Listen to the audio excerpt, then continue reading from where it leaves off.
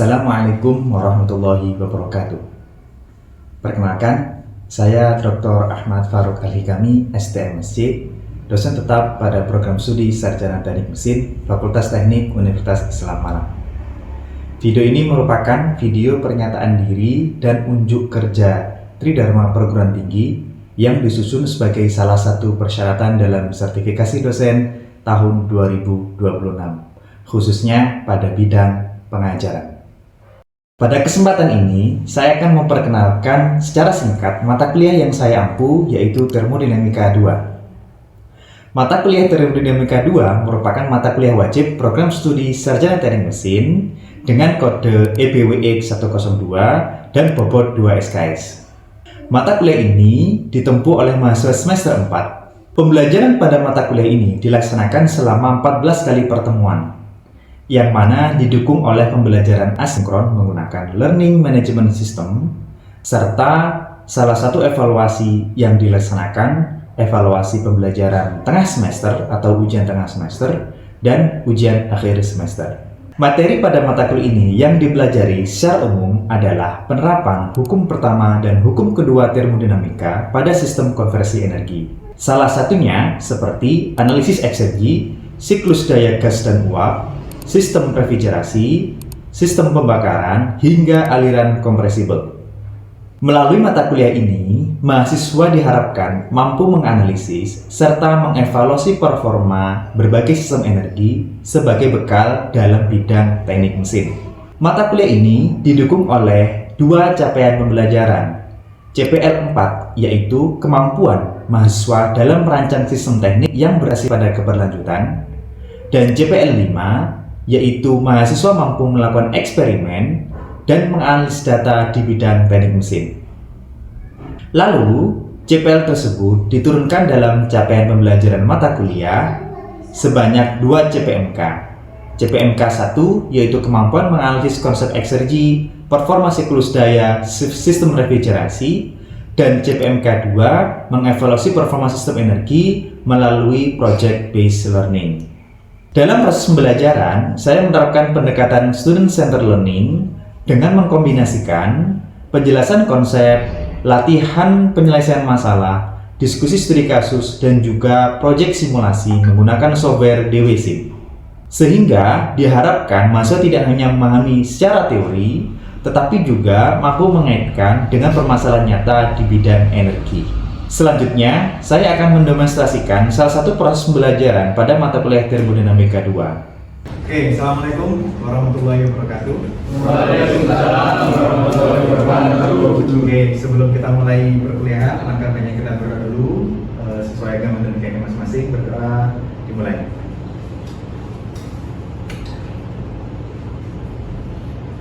Oke, berdoa selesai. Oke, jadi kita masuk di pertemuan ketiga Termodinamika 2 ya. Kita masuk di bab 7, analisis eksergi. Nah, mahasiswa, ini adalah materi dari buku Fundamental of Thermodynamics, buku yang kita pakai untuk materi ini. Dan kalian bisa diskusi dengan saya di email saya dan juga nomor WA saya. Oke, silahkan dicatat. Oke.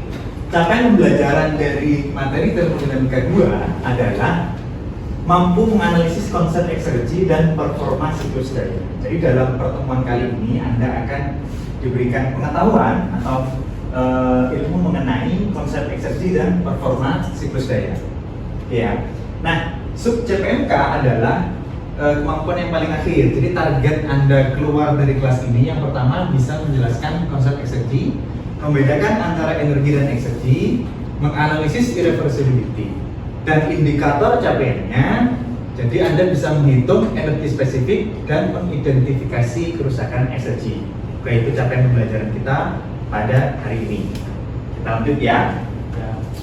Nah, sebelum kita mulai materi, Anda silahkan akses LMS Unisma, lmsunisma.online dashboard, atau Anda bisa scan QR code ya. Scan QR code, di situ ada materi RPS dan juga tugas-tugas yang akan kalian dapatkan, kerjakan sampai mata kuliah ini selesai. Ya. Oke, kita masuk di materi pertama tentang energi dan eksergi. Ada yang tahu nggak kira-kira, bebas aja sih, energi itu apa sih? Silakan, ada yang bisa berpendapat? Silakan, Mitra. Ya, energi itu suatu sistem yang dapat menghasilkan kerja, Pak. Jadi energi itu kalau bahasa kasarnya itu tidak bisa dihilangkan tapi bisa dikonversikan. Oke, terima kasih. Jadi energi itu ada kata kuncinya nih, tidak bisa dihilangkan tapi dikonversikan. Ada lagi yang berpendapat? Kalau menurut saya sendiri itu energi, kalau menurut hukum termodinamika 1 itu energi itu tidak bisa dihancurkan maupun dihilangkan, tapi bisa dikonversikan menjadi energi lain yang bisa digunakan. Oke, jawaban Anda sudah bagus ya. Jadi energi itu memang kalau melihat hukum 1 itu tidak dapat dihancurkan, tapi dimodifikasi atau dikonversi menjadi bentuk energi lain. Contoh, energi gerak steam turbin berputar, mekanik kan, dikoppel dengan generator, ya kan, sehingga dia menghasilkan listrik. Jadi putaran dari turbin itu dikoppelkan dengan generator menghasilkan listrik. Nah, apa itu eksergi? Ini yang penting di sini. Jadi kata kuncinya, tidak semua energi itu dapat dikonversikan menjadi kerja yang berguna. Contoh, kalau misalnya putaran turbin, terkadang putarannya itu dia bisa memutar dengan torsi sekian Newton-meter. Tetapi listrik yang dihasilkan tidak sesuai dengan putarannya. Jadi ada sesuatu yang hilang. Nah, yang hilang ini caranya atau terminologi yang tepat adalah eksergi. Kadang Anda makan satu piring tidak bekerja, itu adalah energi yang hilang. Tetapi energi tidak hilang. Jadi yang tanda tepat adalah eksergi yang hilang. Oke. Kita lanjutkan lagi. Nah, kita masuk di energi versus eksergi yang kedua, tentang fuel burning in air atau bahan bakar yang terbakar di udara. Oke. Jadi ada dua buah kondisi. Kondisi di mana pembakaran bahan bakar dan api itu terjadi dalam ruang terisolasi, ya kan? Yang kedua, bahan bakar dan api itu tidak di ruang isolasi, jadi terbuka. Kalau engine, tahu motor bakar? Itu tertutup apa terbuka? Tertutup. Jadi pembakaran dalam ruang tertutup. Kalau Anda bakar sampah, ruang terbuka. Energi dari proses tadi itu sama-sama dikonversi. Misalnya membakar sampah butuh bahan bakar, kan? Lalu membakar di engine butuh bahan bakar. Tetapi kenapa yang di engine bisa menggerakkan roda, yang di sampah ini tidak bisa menggerakkan apapun atau terbuka? Jadi sama-sama mengkonversikan energi, tetapi yang satu jadi kerja, gerakan motor, yang satu tidak menjadi kerja. Itu yang membedakan adalah eksergi. Oke, paham di situ ya? Oke. Nah, ada contoh sangat sederhana mengenai kualitas energi. Oke. Ada case 1 dan case 2. Kira-kira ada yang bisa berpendapat mengenai case 1 dan case 2 ini? Oke, silakan. Di sini perbandingan antara case 1 dan case 2, kerja yang dihasilkan yang lebih efisien atau optimal itu yang di case 1. Kenapa? Karena di situ sudah steamnya itu sudah jadi steam dan 600 derajat itu lebih Lebih tinggi. Lebih tinggi. Sehingga dia potensi untuk menghasilkan dikonversikan ya. kerja. Ada yang sependapat?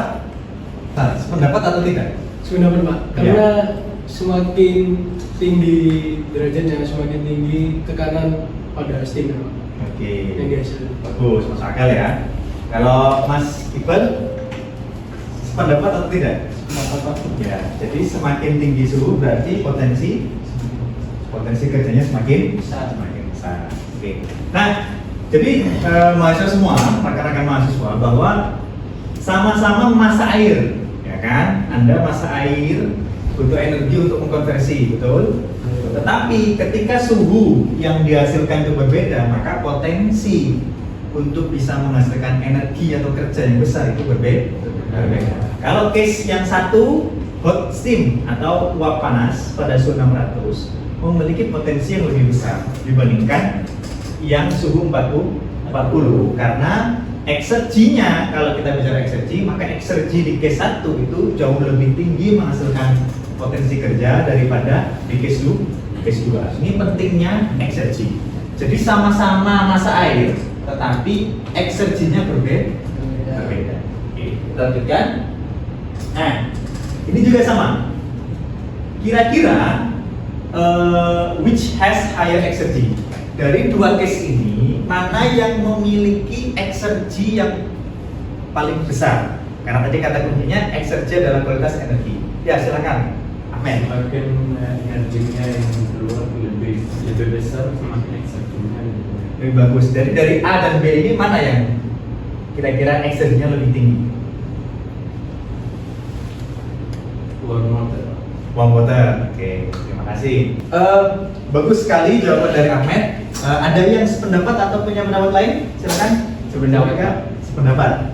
Apa? Jadi Dilihat dari KSB 1 MJ warm water itu memiliki eksergi yang besar. itu memiliki eksergi yang besar. Yang besar. Oke, dibandingkan 1 megajoule electricity. Oke, dua orang sependapat. Ada yang tidak sependapat kira-kira? Oke, silakan kira. Yang lebih besar ekserginya itu yang 1 megajoule listrik, Pak. Kenapa? Karena secara logika saja 1 megajoule air panas itu bisa menghasilkan kerja itu istilahnya 1 megajoule air panas itu belum tentu bisa menghasilkan 1 megajoule listrik. Tapi 1 megajoule listrik tentu bisa untuk menghasilkan kerja yang lain. Betul. Oke. Terima kasih sudah memiliki pendapat yang berbeda-beda ya. Tadi ada dua orang yang berpendapat bahwa 1 megajoule warm water itu menghasilkan potensi kerja yang lebih besar. Ada dua berpendapat mengenai 1 megajoule electricity itu yang lebih besar ekserginya. Jadi kalau kita bicara lagi, kita lihat lebih dalam lagi bahwa kerja itu kalau dalam termodinamika itu adalah electricity. Kalau misalnya kita bicara siklus Rankine, mana kerja yang bisa menghasilkan paling besar adalah kerja turbin dalam bentuk listrik. Kalau kita bicara dalam konsep perubahan energi, ya kan, warm water ini potensinya besar, Pak. Tetapi belum jelas apakah dia bisa memutar turbin, ya kan? Uap panasnya tadi memutar turbin, dan turbin yang dikonekkan dengan generator tadi menghasilkan 1 megajoule elektrik. Itu belum tentu, karena dalam prosesnya pasti ada energi loss atau exergy loss. Sehingga kerja yang paling potensi itu adalah 1 megajoule elektrik. Oke, nah rekan-rekan mahasiswa semua, jadi itu konsep dasarnya. Lalu bagaimana kita memodelkan konsep eksergi itu dalam persamaan matematis? Oke. Jadi di dalam menghitung eksergi, karena kan tadi ada proses perpindahan fase tadi dari uap menjadi listrik, itu butuh steam turbin, butuh generator seperti itu kan. Jadi ada panas, ada suhu, ada kerja, ada pressure. Jadi dalam menghitung eksergi dari sebuah sistem tadi dibutuhkan yang namanya energi difference atau internal energi yang berbeda. U dikurangi U0. U0 ini adalah energi pada temperatur lingkungan. Jadi maksudnya gimana, Pak, kok dikurangi? Anda tahu pompa memutar air, ya kan? Kira-kira kalau pompanya tekanan tinggi, pasti dia mengeluarkan panas sedikit ya, betul nggak? Ya kan, karena kecepatan impeller tadi. Nah, sedangkan di luar pompa harusnya suhunya atau tekanannya lebih rendah. Kamu berdiri di samping pompa, otomatis tekanan dan temperatur atmosferik. Tetapi pompa tekanannya lebih besar, sehingga perlu yang namanya perbedaan. Baik itu dari sisi energi, volume, dan juga entropi. Entropi ini berhubungan dengan panas. Sehingga perbedaan itulah untuk menghitung berapa eksergi yang dihasilkan dari sebuah sistem dan juga menghitung kira-kira kerugian ekserginya berapa. Jadi ini sangat bermanfaat untuk menganalisis apakah sistem di plant di industri itu sangat bisa bekerja dengan optimal atau lossesnya besar menggunakan teori eksergi. Belum mengakhiri perkuliahan kita hari ini, ada small quiz nih. Sebelum kita scan QR code-nya, kira-kira ada yang ditanyakan? atau didiskusikan? Ya, silakan, ada pertanyaan? Saya Pak, Silakan. jadi mungkin bisa dijelaskan lebih lanjut tentang apa itu entropinya. Oke, baik. Oke, entropi itu kode dalam termodinamika itu adalah lambang S. Ya. S itu adalah entropi. Kalau dalam bahasa Indonesia itu ketidakteraturan. Ketidakteraturan sistem. Maksudnya gimana? Contoh, Anda bakar plastik. Tahu plastik? Bakar plastik dengan bakar kayu. Cepat mana? Cepat plastik. Maka entropinya besar plastik. Kenapa? Karena dia cepat rusak. Sistemnya tidak teratur. Tidak teratur itu mudah terombang-ambing oleh energi, mudah terbakar. Berarti kalau bensin dengan kayu misalnya, lebih tidak teratur bensin. Contoh sederhananya tadi, Anda membakar plastik dengan bakar kayu. Cepat mana? Cepat plastik, Pak. Cepat habis, ya kan? Waktu untuk menghabiskan bahan bakar cepat habis di plastik. Maka entropinya tinggi. Nah, sebenarnya secara fisik entropi itu apa? Adalah perubahan energi Q per T. Jadi dia harus ada panas. Q ini adalah panas. Panas atau energi. Bukan waktu ini suhu. Ketika kamu kasih korek yang sama, kan koreknya sama Pak, ya kan? Plastik dengan kayu tadi. Tetapi kenapa perubahan suhunya lebih cepat plastik? Karena lebih cepat terbakar. Berarti kalau dipegang panasan plastik Pak daripada maka entropinya tinggi karena ketika saya kasih energi sedikit, T-nya sudah besar. Maka entropinya lebih besar. Nah, gunanya apa entropi ini? Untuk mengkarakteristik bahan bakar. Kalau di teknik mesin, Anda bisa membedakan kalau bahan bakar bensin, aftur, solar, batu bara tipe A, tipe B, tipe C, tipe D, ya kan? Kalau batu baranya dicampur kayu, bagaimana prosesnya?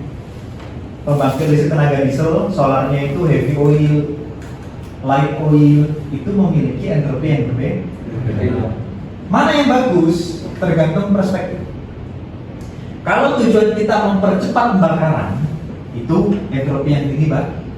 Tapi kalau tujuannya memperlama, kamu masak, arang itu kan lama ya, maka butuh entropi yang kecil. Jadi tergantung situasi dan kondisi. Dalam kasus PLTU memang dibutuhkan energi yang cepat. Batu bara harus cepat terbakar, tapi juga waktu yang lama. Karena kalau waktunya cepat, maka airnya atau uapnya tidak terkonversi dengan Oke, silakan untuk mengakhiri kelas ini ada evaluasi kecil, small quiz. Buka handphonenya, akses QR code-nya, ya silahkan difoto QR code-nya. Lalu isi pertanyaan, ada 4 pertanyaan yang ada di quiz tadi. Silakan diisi untuk mengetahui apakah Anda memang sudah memahami konsep exergi itu dengan bagus sebelum kita mengakhiri kelas ini. Oke, silakan 5 menit ya teman-teman, karena waktu kita terbatas. Oke, nah terima kasih sudah mengisi responnya, sudah saya terima responnya. Coba kita evaluasi sedikit ya tentang pertanyaan sebuah mesin menghasilkan gas buang bersuhu 440 derajat Celcius yang langsung dilepas ke atmosfer. Jadi motor kalau suhu 450 itu bukan motor Yamaha ya, bukan ya, tapi F1 ya. Mobil F1 itu kalau balapan itu panasnya kan panas banget ya, tapi panasnya tinggi Pak. Nah kira-kira kenapa kalau kita buang gas panas ke udara dianggap sebagai kerugian eksergi yang besar? Nah kebanyakan menjawab 44% mengenai karena gas buang masih memiliki kemampuan menghasilkan kerja yang belum dimanfaatkan. Itu sudah betul ya, alhamdulillah. Jadi sudah 44% paham lah ya, tapi belum 90% nggak apa-apa. Jadi memang kenapa? Karena memang kalau gasnya itu panas, ketika langsung dibuang ke udara, maka Anda membuang potensi gas panas tadi menghasilkan kerja. Jadi perlu diolah lagi. Jadi apa? Kalau di mobil F1 gas buangnya tidak langsung dibuang ke atmosfer, tapi digunakan untuk memanaskan. Bisa jadi memanaskan oli untuk pengereman, braking sistemnya, atau membuat sistem-sistem yang ada di mobil. Oke, terima kasih. Kita akhiri dulu. Oke. Terima kasih sudah mengisi small quiznya. Jadi saya paham pengetahuan Anda seperti apa. Jangan lupa quiznya tadi jawabannya dimasukkan LMS ya. Jadi di LMS sudah ada. Nanti Anda akses materi yang hari ini saya sudah kirim di LMS. Anda akses menggunakan NPM masing-masing. Ya kan, karena sudah terintegrasi dengan sistem Menara, jadi Anda mudah untuk mengaksesnya. Kita akhiri dengan tadi jawabannya tadi ya. Jadi kenapa pertanyaan tadi? Jadi sudah saya jelaskan bahwa energi panas yang dibuang itu sangat rugi. Itu bisa digunakan untuk menggerakkan turbin atau menggerakkan sistem yang bisa mengubah jadi listrik atau jadi kerja yang bagus. Terima kasih. Kita akhiri. Kalau nggak ada pertanyaan, ada pertanyaan terakhir? Tidak ada ya. Terima kasih, cukup. Assalamualaikum warahmatullahi wabarakatuh. Waalaikumsalam warahmatullahi wabarakatuh. Terima kasih.